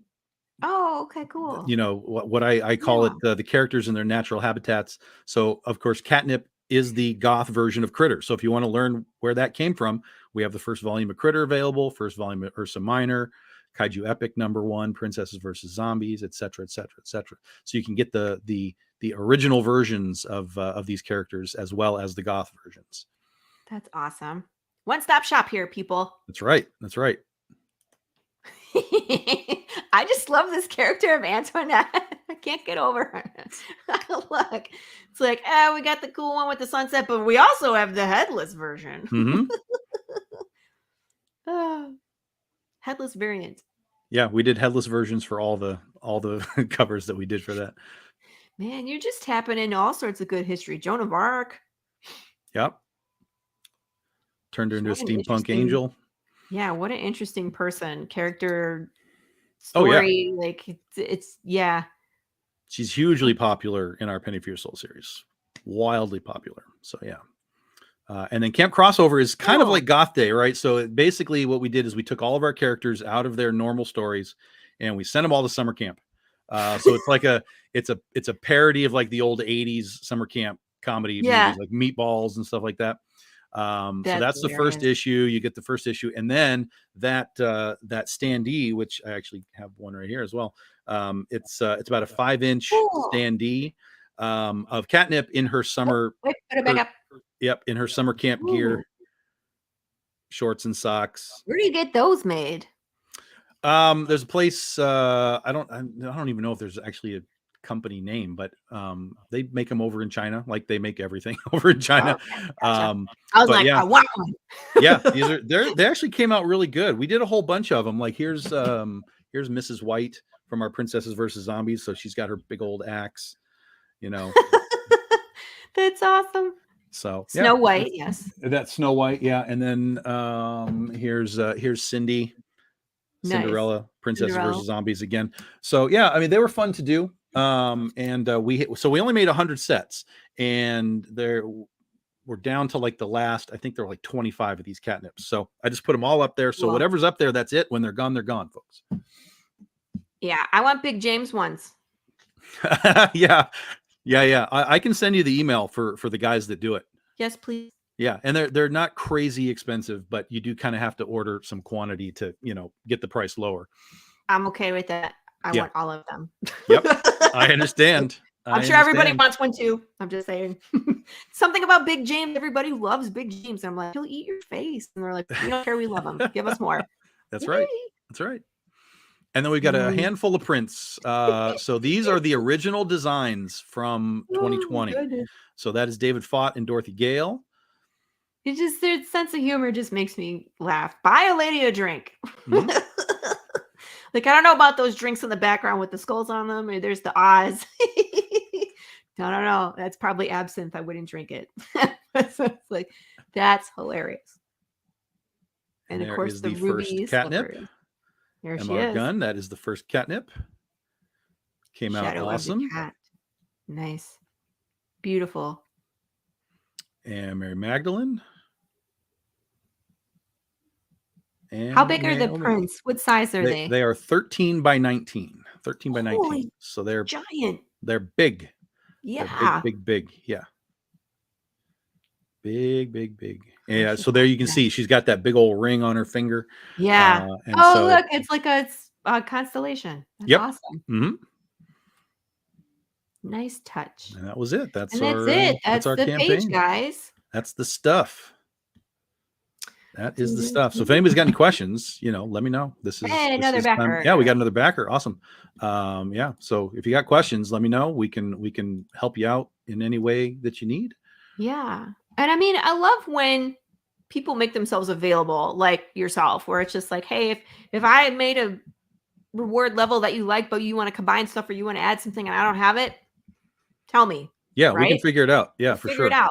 I'll put it on as an add-on, or I've created specific backer levels for people where they're like, hey, I just really want this. And it's like, all right, I'm going to make a backer level with your name on it. It's live, go back it. And then it's gone, right? Because I only made one. Because you only made one. But they get exactly what they want. So very good. Very good. Yeah. That's the way to go. Do you like adding the pictures here on the side now? I hate it. I hate it too. I mean, but I understand why it's there. It's good, but it's so small. So yeah, I think ultimately for me, it's not even the size, because I think it does the job. Like you get the implication of what you're looking at and what you're getting. But for me, it's just like extra work. It's like now I got to make all these damn things every time. That's where I was at. And of course, they yes, Don, I did do that for you. I did. Very good. Good for you. And I did it for one other person, but that's the best thing, you know. Oh, what did you say here? You didn't grow up, whatever, you get a job where I didn't need a uniform. I went back to college 2 nights a week. I didn't have that. Yeah, I feel you, dude. But it's just like, yeah, like you said, you have to redo them every time. Yeah. So I I've actually feel started like- creating templates, like all that stuff at the Yeah. bottom, like all the BDI universe stuff. Yeah. I've just created a template that will go in Yes. every single campaign. Right. So it's like but- the Goth day will stay there and just this image on the left will change. Yeah. I was pissed off though that they rolled out that update like 2 days before my Kickstarter launch. And of course, I'm doing everything in my power to like get people to know that I'm launching. So I'm so busy and I'm like, now I got to go make these in 2 days. Okay. So I sat up one night and I just drank a bunch of coffee and put them all in there. Yep. Cool. I think ultimately it's good because they can, again, it's really easy for them to see Yeah. what's going what on, exactly- especially when there's so many campaigns that are just so completely disorganized in how they present their product. So when you're looking through the story and then you're trying to figure out like, okay, what did I just see in the story? How do I find it over here? Sometimes it's really hard. So Yeah. this ultimately at the end of the day, I think it's good for the users at the very least. I agree. It's just like you said, it's extra work. But I mean, again, we're just not used to doing it. At some Yeah. point, it'll be easy and It'll just be then normal. They'll change something else, right? Yep. I mean, this is how it goes. Yep. These are so cool. I want one of these scarlet hollow foils. Sorry, I'm shopping. It's pretty groovy. It's pretty groovy. Well, and I'll tell you this also, all the hollow foils and the metals and stuff, that stuff's all printed to order. So if we get orders for, 18, that's what we're making. I mean, obviously the artists will get comps and stuff, but the baseline order will come from, just however many are ordered. Yeah. And they tend to land somewhere in the range of, 20s to 30s is sort of our typical landing point. So you're talking about covers that, there's like 25 in existence. Like that's not a lot. That's not a lot. That's not a lot, right? I'm running a catch-up tier right now on Indiegogo. I always forget to fucking mention that stupid thing. I have a catch-up campaign on Indiegogo right now. It goes until June 1st, and I have exclusive covers there too. And I think I have like 6 backers because I didn't really push this thing at all. So those 6 backers are getting like some super exclusive stuff, like insanely exclusive. I'm gonna get one for myself, and then whatever these guys want, and that's it. So yeah, there'll be people out there with like 1 of 5, and that'll be amazing. Well, yeah, that happened just recently for us too. We did like we have Goth Day and all these other days, Princess Day and so on. March 20th was Alien Abduction Day. It's a real thing again. So we did an Alien Abduction Day comic, but we offered foils just for that day only. Yeah. On the website. And when I went to go and take it down on the next day, we had orders for 5. So there are 5 holofoils in existence for that book. So wow, those people are going to be sitting on a very, very rare book. Yep. That's why I keep telling people, like, really you guys are missing out, but that's cool. Mm-hmm. I'm like, it's good. I don't know if I probably won't do another catch-up tier on Indiegogo again. It seemed like it was pretty much, was it worth my time to even stick it up there? But whatever. Yeah, Indiegogo has a lot of problems right now. A lot of problems. Yeah. You'd be better off. Here's what I tell people. You're better off doing this. I don't know how you do your surveys. Have you ever used BackerKit? No, but I've gotten a lot of suggestions. I've only done 2 Kickstarters, right? Oh, okay. Okay. Yeah. Or so 3. I would suggest I would suggest trying it because it does multiple things. One, does your surveys for you. Right. And when you're done with your surveys, you can print it out on a nice Excel spreadsheet. It's very easy to, go through the sheet and, mark it off. 2, it allows people to continue buying. They can be like, well, okay, so I bought stuff during the campaign, but I'm going to add a couple more things, during the survey period, so you can make a little extra money there. And then the third thing is if you want to, you can open it up as a store for the public. So instead of like going to Indiegogo and like making a second chance, you can just do the second chance within the survey period. And so you get sort of those 3 levels of bonuses for using BackerKit. Now, it costs you some money, Okay. of course. Whereas if you do Indiegogo, it doesn't cost you anything to start a campaign. But if you're going to make extra money off of it, you know, you can easily make the money that it costs to do it back. Right. Especially if you're going to start with like a smaller campaign, so that your fee is smaller, because it's based on how much your campaign made. Right. I can't think what the percentage is. It's like 5-6% or something. But yeah, it would be easy to kind of try it out and see how it goes for you, and you know, you get the advantages for it. That's something I think is definitely what I'm going to be doing on the next one for 4. Because I've heard lots of really good things about Backer Kit as well.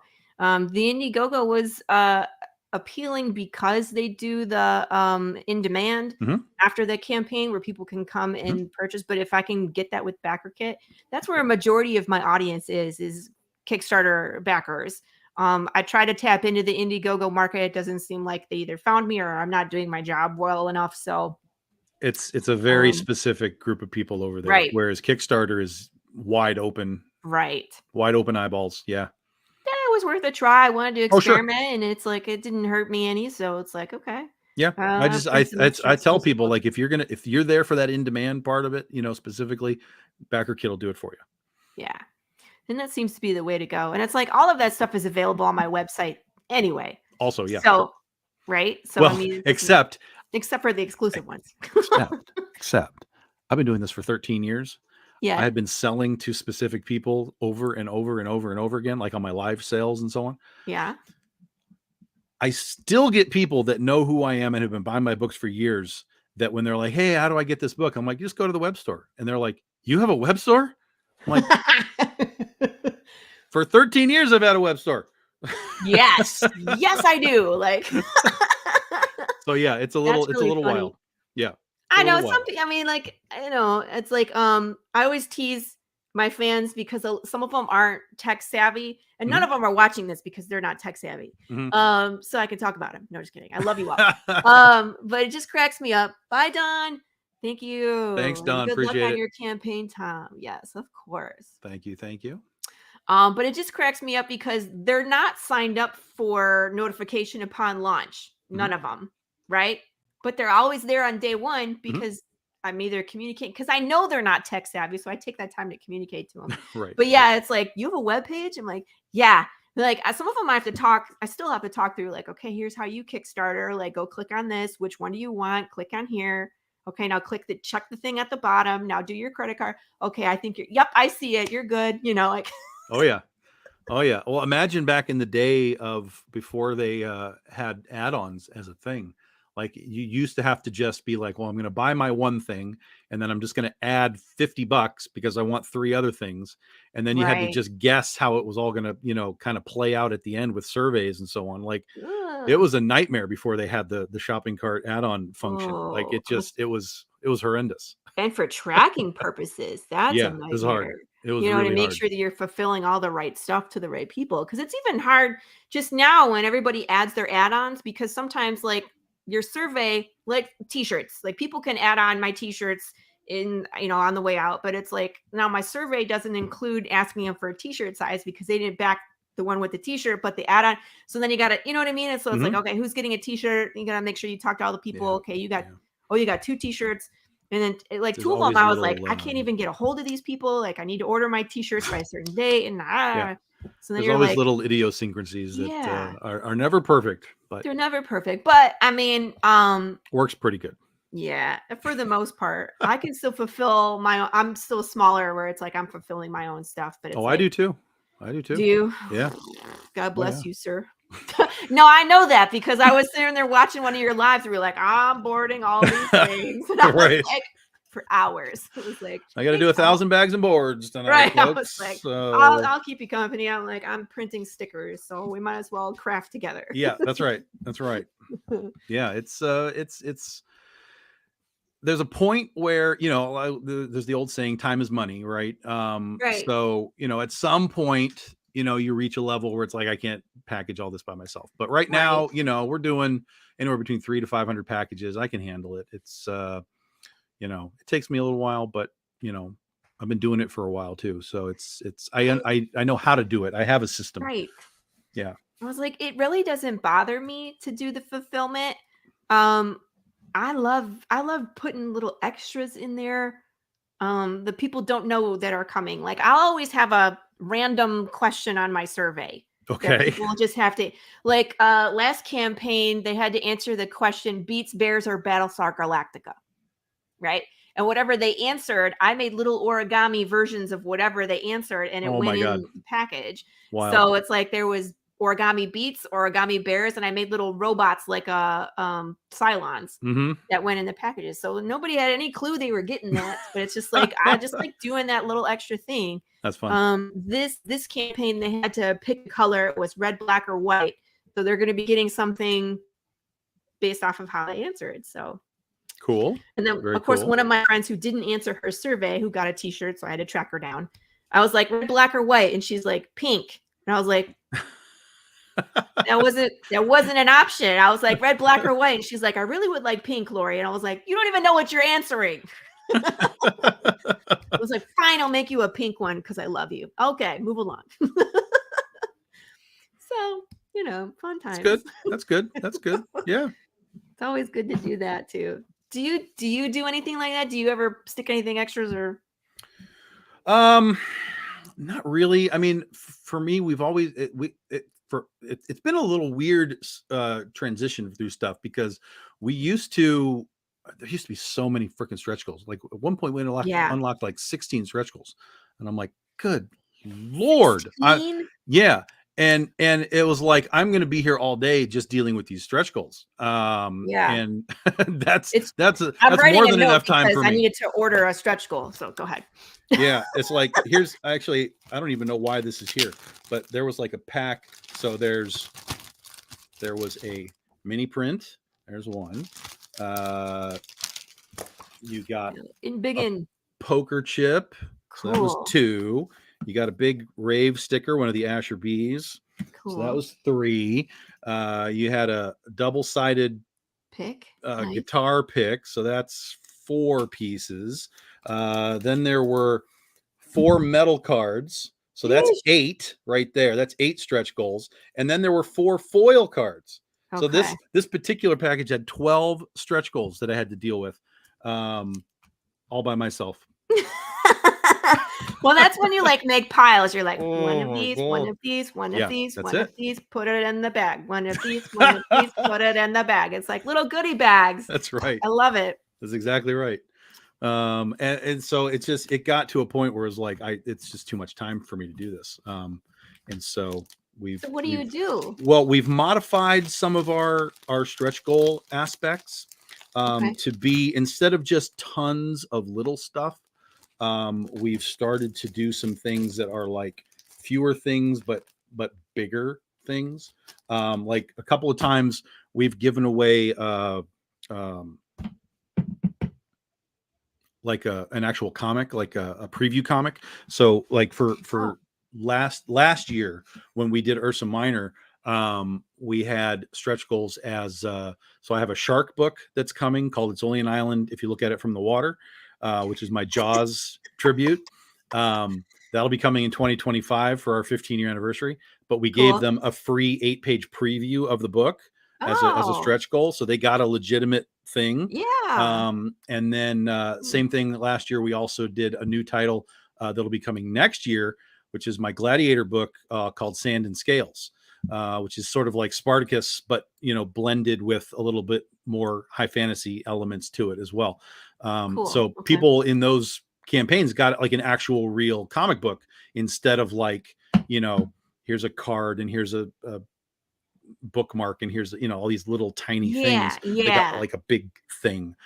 Even during Oz, when we did Oz, we actually gave away a variation, like a variant cover of the trade paperback to the backers. So we've just started tinkering with like bigger goals, more impressive, valuable things rather than just like all these little tiny merch, goals. right? And that's the thing with me is like, now my husband's a collector.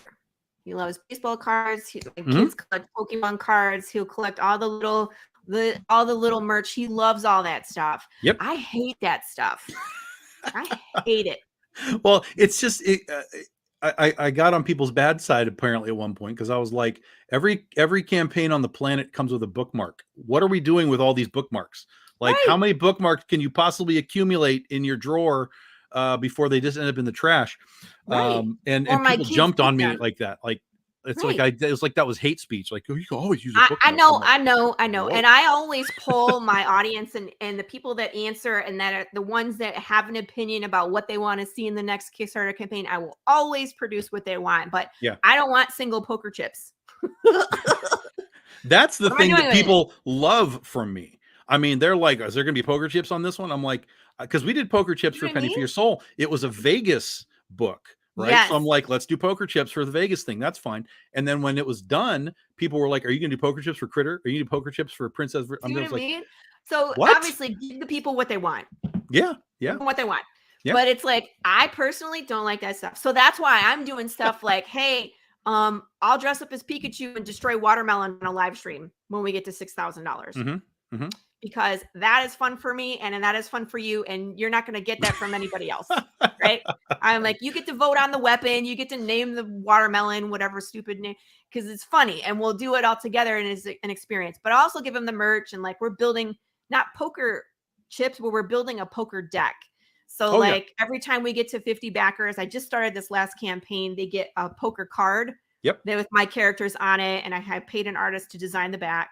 So we unlocked one card. Well, I brought it out when we were trying to get to 100 backers, but next campaign will be like every 50 backers.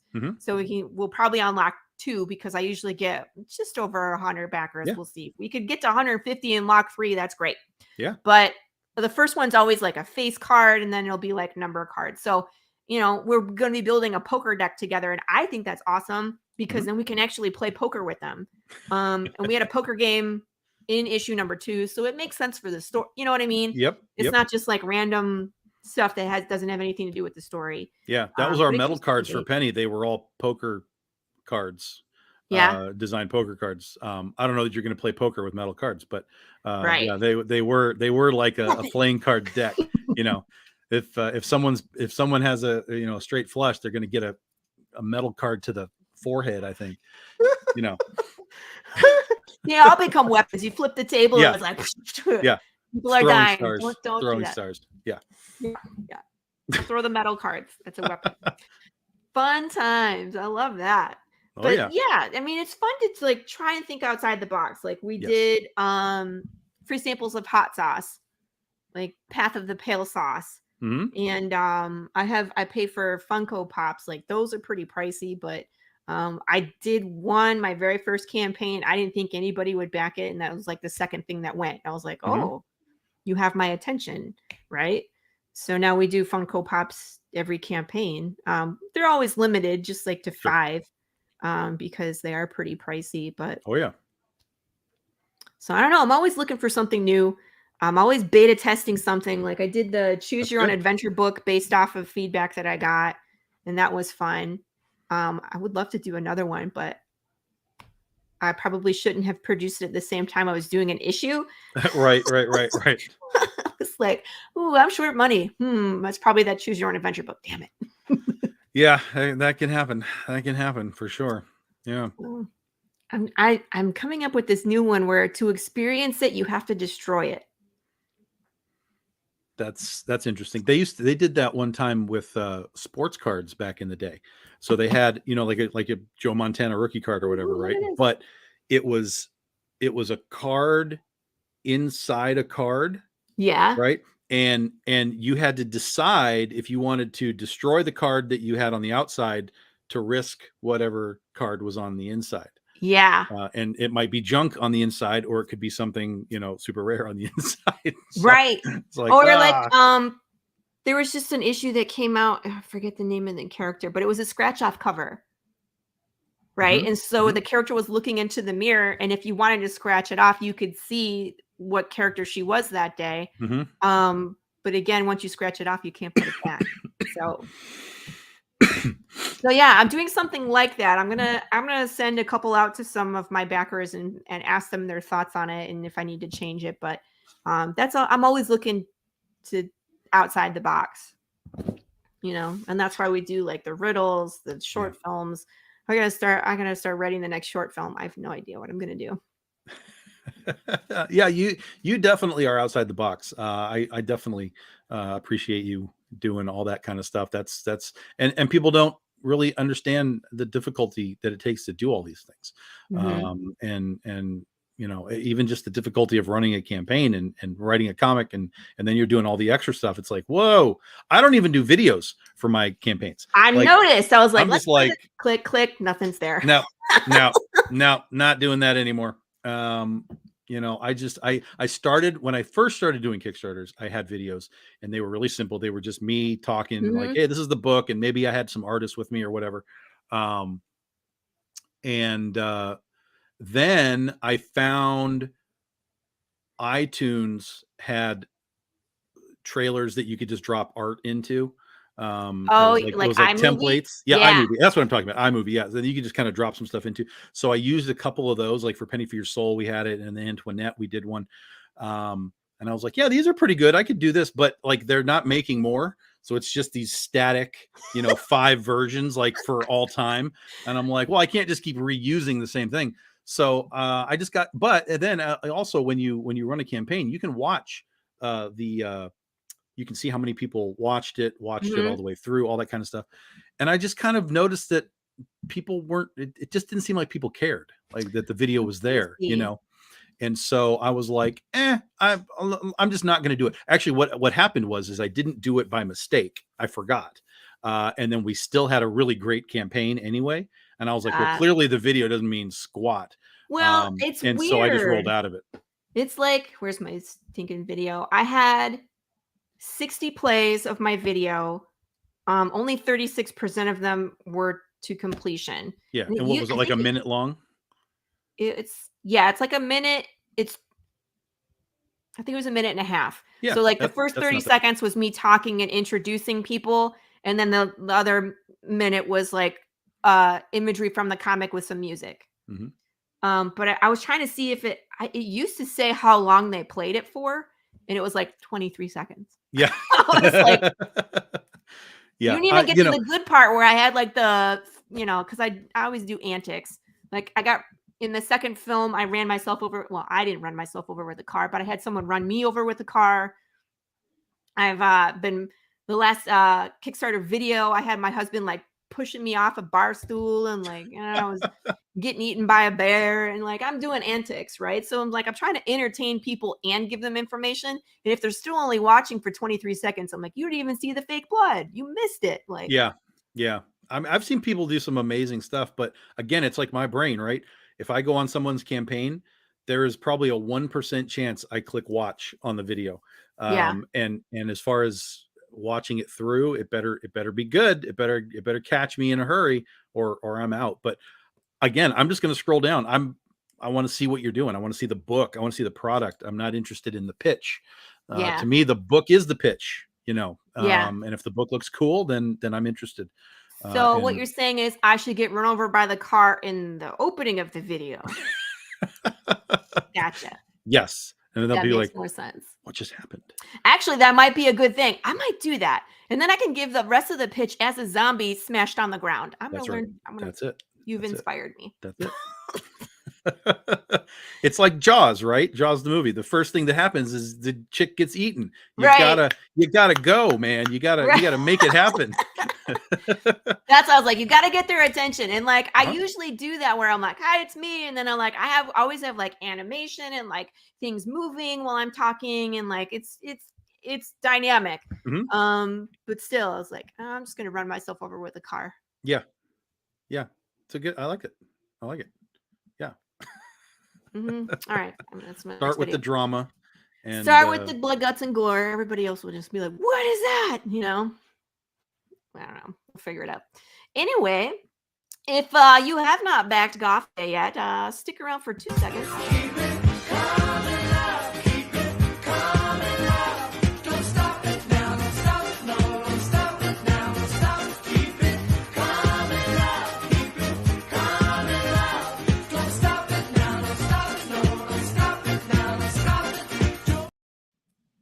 There's your cue. Get on there. Go pick your copy. Remember, this is a short campaign. You do not have 30 days. Do not past go. Do not collect $200. Go back the level that you want. I'm gonna go check out those foil covers because I want that scarlet one. It's gonna pop. Thank you so much for coming on, Tom. Yeah, no, I appreciate it. This was fun. I Yeah. appreciated your deep dive into the actual writing portion of it. That's always fun to talk about. You know, I like having writers on. I love having artists too, but it's like I like having writers on where I can talk shop and like I say things and people aren't looking at me like I'm crazy. I'm like, I know this is here. They're like, you look too deep, and I'm like, but this is the stuff that you put in. Yeah. That a lot of people are just gonna miss it, right? So it's like when you get someone like a you or a me that can look at the comic and be like, oh, I see what you're doing here. That feels great. That's kind of like redemption for all the hard work and the extra thought that you put in. So where can people find you? Obviously you're Kickstartering now, but when you're not in campaign, where should they go? For the most part, I live on Facebook. Yeah. Everything that we do kind of starts there and then filters outwards. So, you can find me or you can go to the Big Dog Inc. page. Either way on Facebook, and then Twitter and Instagram is BDI Comics. And we have a Patreon, patreon.com/Big Dog Inc. That we do fun stuff over there as well. We have a TikTok, but there's nothing there yet. So, I have an Instagram. I ignore it too. I mean, I haven't learned all the dances that the girls do yet, so you don't have to do dances. I'm gonna smash watermelons on mine. That'll be see. fun. There you go. That's right. I think you've got something there. I have to figure out my shtick. And that's the show, everybody. And again, this is Tom from Big Dog Inc. Go check out Goth Day. And next week, I'll be here with the panel, and we'll be smashing some watermelons, and hopefully, we're gonna name it and maybe sing some a cappella Game of Thrones songs. I don't know. Oh, wow. Wow. We'll see what I move to do. But the winner of the weapons is the Filipino short sword. And we're going to destroy some watermelons and then have some fruit salad later. Amazing. That's it. So I will see you all next week. Bye, everybody. Bye-bye.